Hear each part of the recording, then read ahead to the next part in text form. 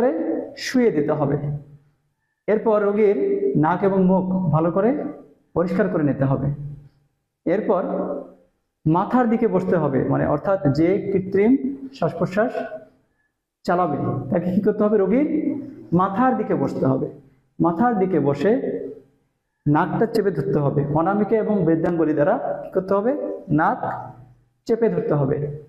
এই নাক চেপে ধরে মুখে মুখ লাগিয়ে দ্রুত বেগে কি করতে হবে, বায়ু প্রবেশ করাতে হবে।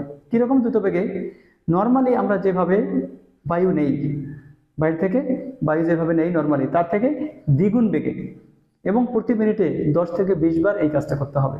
কতবার? প্রতি মিনিটে 10 থেকে 20 বার এই কাজটা করতে হবে।